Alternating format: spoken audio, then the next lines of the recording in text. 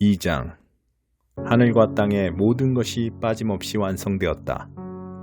일곱째 날에 하나님께서 하시던 일을 마치셨다.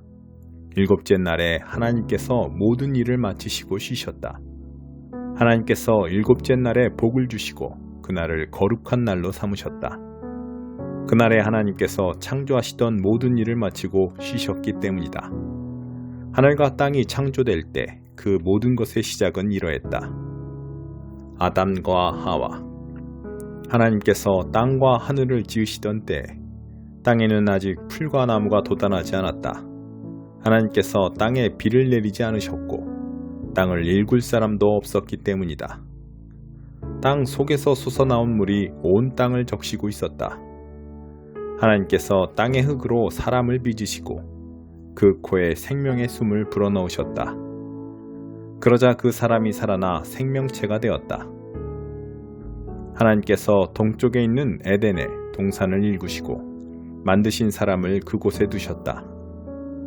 하나님께서 보기에도 아름답고 먹기에도 좋은 온갖 나무를 그 땅에 자라게 하셨다. 동산 한가운데는 생명나무가 있었고 선과 악을 알게 하는 나무도 있었다. 강 하나가 에덴에서 흘러나와 동산을 적시고 그곳에서 네 줄기로 갈라져 네 강을 이루었다. 첫째 강의 이름은 비손이덴.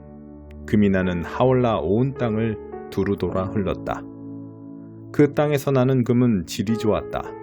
그 땅은 향기 나는 송진과 만호보석이 나는 곳으로도 유명했다. 둘째 강의 이름은 기은인데 구스 온 땅을 두루 돌아 흘렀다. 셋째 강의 이름은 히데겔인데 아시리아 동쪽으로 흘렀다. 넷째 강의 이름은 유프라테스였다. 하나님께서 사람을 데려다가 에덴 동산에 두시고 땅을 일구며 돌보게 하셨다. 하나님께서 사람에게 명령하셨다. 동산에 있는 모든 나무의 열매는 무엇이든 먹어도 좋다. 그러나 선과 악을 알게 하는 나무의 열매는 먹어서는 안 된다. 그 나무의 열매를 먹는 순간 너는 죽을 것이다. 하나님께서 말씀하셨다. 사람이 혼자 있는 것이 좋지 않으니 내가 그를 도울 짝을 만들어 주어야겠다. 하나님께서 땅의 흙으로 들의 모든 짐승과 공중의 모든 새를 만드셨다. 하나님께서 그것들을 사람에게로 데려가셔서 그가 그것들을 무엇이라 부르는지 보셨다. 그 사람이 생물 하나하나를 일컫는 말이 곧 그 이름이 되었다. 그 사람이 집짐승과 공중의 새와 들짐승에게 이름을 붙여주었으나 정작 자신에게 꼭 맞는 짝은 찾지 못했다. 하나님께서 남자를 깊이 잠들게 하셨다. 그가 잠들자 하나님께서 그의 갈빗대 하나를 떼어내고 그 자리를 메우셨다. 하나님께서 남자에게 떼어낸 갈빗대로 여자를 만드시고 그녀를 남자에게 데려오셨다. 남자가 말했다. 드디어 나타났구나. 내 뼈 중의 뼈, 내 살 중의 살. 남자에게서 나왔으니 여자라 부르리라. 그러므로 남자는 부모를 떠나 아내를 품에 안고 한 몸이 된다. 남자와 그의 아내는 둘 다 벌거벗었으나 부끄러워하지 않았다. 2장. 동방에서 온 학자들. 예수께서 유대 땅 베들레헴 마을에서 태어나시자 당시는 헤롯이 왕으로 있을 때였다. 동방에서 학자들이 예루살렘을 찾아왔다. 그들이 물었다. 새로 태어난 유대인의 왕에게 예를 갖추려면 어디로 가야 합니까? 우리는 동쪽 하늘에서 그의 탄생을 알리는 별을 보았습니다. 그래서 그에게 경배하려고 순례를 왔습니다. 그들의 질문을 전해들은 헤롯은 잔뜩 겁이 났다. 헤롯만이 아니라 온 예루살렘이 발칵 뒤집혔다. 헤롯은 한시도 지체하지 않고 그 도시에 있는 대제사장과 종교학자들을 다 모아놓고 물었다. 메시아가 태어날 곳이 어디요? 그들이 말했다. 유대 땅 베들레헴입니다. 예언자 미가가 분명히 기록했습니다. 유대 땅 베들레헴아, 너는 더 이상 뒤만 따르지 않을 것이다. 네게서 지도자가 나와 내 백성 이스라엘을 다스리는 목자가 될 것이다.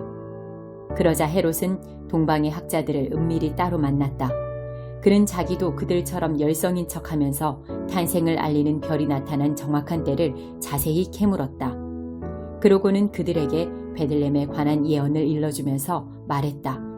가서 무슨 수를 써서라도 그 아기를 찾으시오. 찾거든 곧바로 나한테 알리시오. 나도 즉시 가서 경배하리다. 그들은 왕의 지시를 듣고 길을 떠났다. 그때 별이 다시 나타났다. 동쪽 하늘에서 보았던 바로 그 별이었다. 별은 그들을 앞장서 가다가 아기 있는 곳 위에 머물렀다. 그들은 기뻐서 어쩔 줄을 몰랐다. 제때에 제자리에 도착한 것이다. 그들은 집에 들어가 어머니 마리아의 품에 안긴 아기를 보았다. 그러고는 감격에 겨워 무릎을 꿇고 아기에게 경배한 뒤에 곧 짐을 풀어서 황금과 유향과 모략을 선물로 드렸다. 꿈에 그들은 헤롯에게 돌아가지 말라는 지시를 받았다. 그래서 그들은 다른 길을 찾아서 몰래 그 지방을 빠져나가 자기 나라로 돌아갔다. 학자들이 떠난 뒤에 하나님의 천사가 다시 요셉의 꿈에 나타나 지시했다. 일어나거라.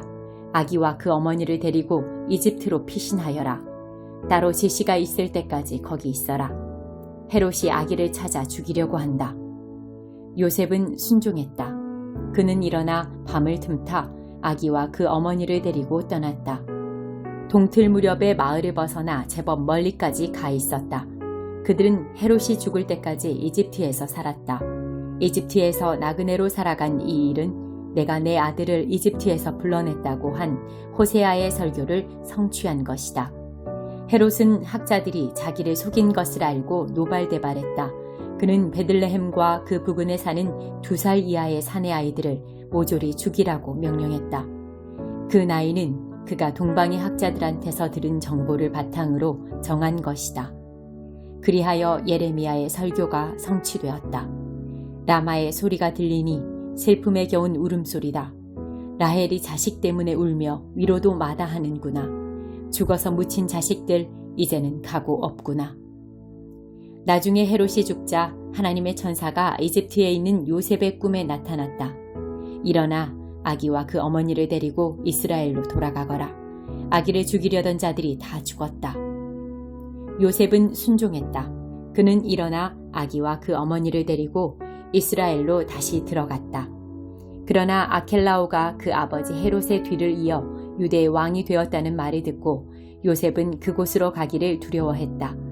마침 요셉은 꿈에 갈릴리로 가라는 지시를 받았다. 그곳에 도착한 요셉은 나사렛 마을에 정착했다. 이로 인해 그는 나사렛 사람이라 할 것이다 라고 한 예언의 말씀이 성취되었다. 2장 바빌론 왕 느부갓네살에게 사로잡혀 포로 생활하던 사람들 가운데 많은 이들이 고향 땅인 예루살렘과 유다로 돌아왔는데 스룹바벨, 예수아, 느헤미야, 스라야, 르엘라야, 모르드게, 빌산, 미스발, 비구에, 루흠, 바하나와 함께 왔다. 돌아온 이스라엘 백성의 출신 가문별 숫자는 이러하다. 바로스 자손 2172명, 스바데아 자손 372명, 아라 자손 775명, 반모압, 예수아와 요압의 자손 2812명, 엘람 자손 1254명, 사뚜 자손 945명, 삭게 자손 760명, 바니 자손 642명, 부베 자손 623명, 아스갓 자손 1222명, 아도니감 자손 666명, 비구의 자손 2056명, 아딘 자손 454명, 아델, 히스기야의 자손 98명, 베세 자손 323명, 요라 자손 112명, 하순 자손 223명, 깃발 자손 95명. 출신 지역별로 파악된 이스라엘 백성은 이러하다. 베들레헴 사람 123명, 느도바 사람 56명, 아나도 사람 128명, 아스마의 사람 42명, 기레안 여아림과 그비라와 그에롯 사람 743명, 라마와 게바 사람 621명, 믹마스 사람 122명, 베델과 아이 사람 223명, 느보 사람 52명, 막비스 사람 156명, 엘람, 다른 엘람 사람 1254명, 하림 사람 320명, 로드와 하딧과 오노 사람 725명, 여리고 사람 345명, 스나아 사람 3630명. 제사장 가문은 이러하다. 여다야, 예수아의 자손 973명, 임멜 자손 1052명, 바수울 자손 1247명, 하림 자손 1017명. 레위 가문은 이러하다. 예수아와 감미엘, 호다위아의 자손 74명. 노래하는 사람은 이러하다. 아삽 자손 128명. 문지기 가문은 이러하다. 살룸 자손과 아델 자손과 달문 자손과 악굽 자손과 하디다 자손과 소베 자손이 모두 139명. 성전 봉사자 가문은 이러하다. 시아 자손과 하수바 자손과 다바옷 자손, 게로스 자손과 시아아 자손과 바돈 자손, 르바나 자손과 하가바 자손과 악굽 자손, 하갑 자손과 살메 자손과 하난 자손, 깃델 자손과 가알 자손과 르아야 자손, 르신 자손과 느고다 자손과 갓삼 자손, 우사 자손과 바세아 자손과 베세 자손, 아스나 자손과 무우님 자손과 느부심 자손, 박복 자손과 하그바 자손과 할훌 자손, 바술룻 자손과 무이다 자손과 하르사 자손, 바루고스 자손과 시스라 자손과 데마 자손, 느시아 자손과 하디바 자손. 솔로몬의 신하들 가문은 이러하다. 소대 자손과 하소베렛 자손과 부르다 자손, 야알라 자손과 다르곤 자손과 깃델 자손, 스바데 자손과 핫딜 자손과 보게렛 하스바임 자손과 아미 자손. 성전 봉사자와 솔로몬의 신하들은 모두 392명이다. 델멜라, 델하르사, 그룹, 앗돈, 임멜에서 온 사람들도 있었는데 이들은 조상이 밝혀지지 않아 이스라엘 백성인지 아닌지 알 수 없었다. 이들은 들라야 자손과 도비야 자손과 느고다 자손인데 모두 652명이다. 제사장 가문 중에도 그런 사람들이 있었다. 이들은 호바야 자손과 학고스 자손과 바르실레 자손인데 바르실레는 길르앗 사람 바르실레 가문의 딸과 결혼하여 그 이름을 취했다. 이들은 족보를 최대한 뒤졌지만 자신들의 이름을 찾지 못했고 부정하게 여겨져 제사장직에서 제외되었다. 총독은 제사장이 우림과 둠밈을 가지고 그들의 신분을 판정할 때까지 거룩한 음식을 먹지 말라고 그들에게 명령했다.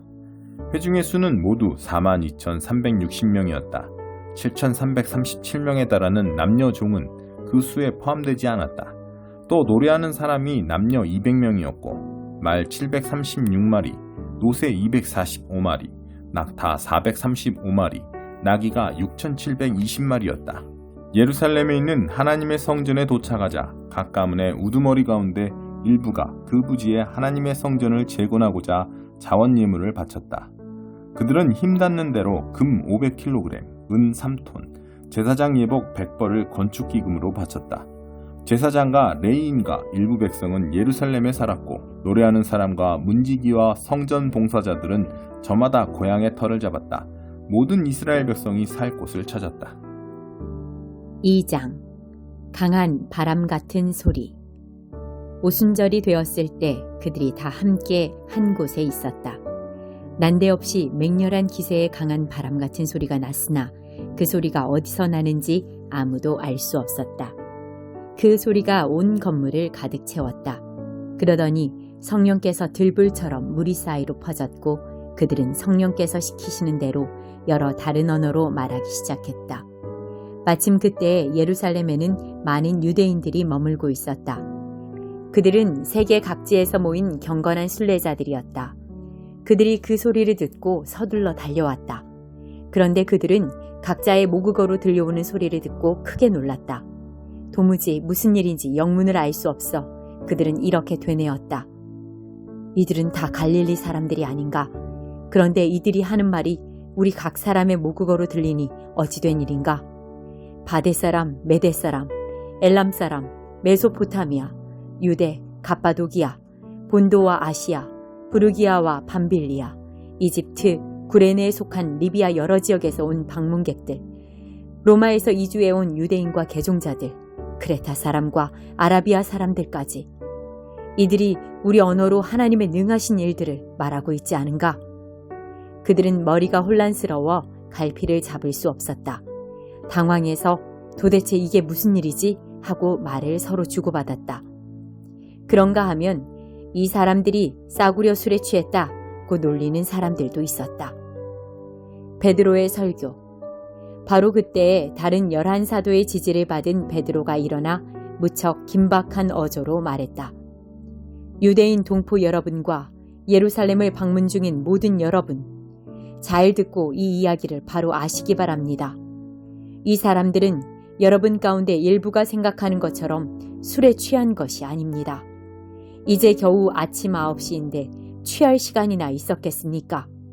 이것은 예언자 요엘이 장차 일어날 것이라고 알려준 일입니다. 하나님께서 말씀하신다. 마지막 때에 내가 모든 사람에게 내 영을 부어줄 것이다. 너희 아들들은 예언할 것이며 너희 딸들도 예언할 것이다. 너희 청년들은 환상을 볼 것이며 너희 노인들은 꿈을 꿀 것이다. 그때가 이르면 나를 섬기는 남종과 여종에게 내 영을 부어줄 것이니 그들은 예언할 것이다. 내가 위로 하늘의 이적과 아래로 땅의 표적을 베풀 것이니 피와 불과 소용돌이치는 연기, 주의 날 무섭고 기이한 그날이 오기 전에 해가 어두워지고 달이 핏빛으로 붉어질 것이다. 누구든지 나 하나님에게 구해달라고 부르짖는 자는 구원을 얻을 것이다. 이스라엘 동포 여러분, 이 말을 잘 들으십시오. 나사렛 예수는 하나님께 온전히 인정받으신 분이셨습니다. 하나님께서 그분을 통해 행하신 기적과 이적과 표적들은 여러분이 이미 다 알고 있습니다. 이 예수께서 하나님의 주도 면밀하신 계획에 따라 법을 제멋대로 주무르는 사람들에게 배반당하시고 여러분에게 넘겨졌습니다. 여러분은 그분을 십자가에 못 박아 죽였습니다. 하지만 하나님께서 죽음의 밧줄을 푸시고 그분을 다시 살리셨습니다. 죽음은 그분의 상대가 되지 못했습니다. 다윗이 이 모든 것을 말했습니다. 내가 항상 내 앞에 계신 하나님을 배웠다. 그분이 내 곁에 계시니 그 무엇도 나를 흔들 수 없다. 내 속에서 온통 기쁨과 희열이 넘쳐 나는 소망의 땅에 내 거처를 정했다. 주님은 절대로 나를 음부에 버리지 않으실 것이므로 나는 죽음의 악취조차 맞지 않을 것이다. 주님께서 내 발을 생명길에 두셨고 주님의 얼굴은 온 사방의 햇빛 같은 기쁨으로 빛난다. 사랑하는 친구 여러분, 여러분에게 더없이 솔직히 말하겠습니다. 우리 조상 다윗이 죽어서 묻혔고 그 무덤이 오늘도 분명히 우리 눈앞에 있습니다. 그러나 예언자이기도 했던 그는 자신의 한 후손이 나라를 다스릴 것이라고 하신 하나님의 엄숙한 맹세를 알고서 먼 장래를 내다보며 메시아의 부활을 앞서 말했습니다. 음부에 내려가지 않고 죽음의 악취를 맞지 않을 것이다 라는 말이 바로 그것입니다. 이 예수를 하나님께서 다시 살리셨습니다. 여기 있는 우리가 다 그 일의 증인입니다. 그 후에 예수께서 하나님 오른편 높은 곳에 올려져 아버지께서 약속하신 성령을 받으시고 그 받으신 성령을 우리에게 부어주셨습니다. 여러분은 지금 그 일을 보고 듣고 있습니다. 그래서 다윗은 자기가 직접 하늘로 올라가지 않았지만 이렇게 말했습니다. 하나님께서 내 주님께 말씀하셨다. 내가 네 원수들을 내 발판이 되게 하기까지 너는 내 오른편에 앉아 있어라. 그러니 온 이스라엘 여러분, 이것을 아십시오. 여러분이 십자가에서 죽인 이 예수를 하나님께서 주와 메시아로 삼으셨습니다. 더 이상 의심할 여지가 없습니다. 듣고 있던 사람들이 마음속 깊이 찔려서 베드로와 다른 사도들에게 물었다. 형제 여러분, 그러면 우리가 이제 어떻게 해야 합니까? 베드로가 말했다. 삶을 고치십시오. 하나님께로 돌아와서 여러분 각자가 예수 그리스도의 이름으로 세례를 받으십시오. 그러면 여러분의 죄가 용서받습니다. 성령을 선물로 받으십시오.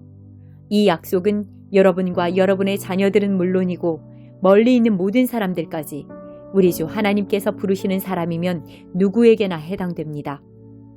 그는 이렇게 한참을 더 말하며 그들에게 간절히 권했다. 이 병들고 무감각한 문화에서 빠져나오십시오. 여러분이 할 수 있을 때 어서 나오십시오. 그날 약 3,000명이 그 말을 믿어서 세례를 받고 등록했다. 그들은 사도들의 가르침과 공동생활과 공동식사와 기도에 자신들의 삶을 드렸다. 주위에 있던 사람들 모두가 사도들을 통해 이루어진 모든 이적과 표적을 보고 두려워했다. 믿는 사람들 모두가 무엇이든 공유하면서 멋진 화합을 이루고 살았다. 그들은 자신들이 가진 것은 무엇이든 팔아 공동 자원으로 이용하면서 각 사람의 필요를 채웠다. 성전에서 예배를 드리고 나서 집에서 식사하고 하나님을 찬양하는 것이 그들의 하루 일과였다. 식사 때마다 즐거움이 넘쳐 흐르는 축제였다. 사람들은 그 모습을 좋게 보았다. 하나님께서 구원받은 사람들을 더하셔서 날마다 그들의 수가 늘어났다.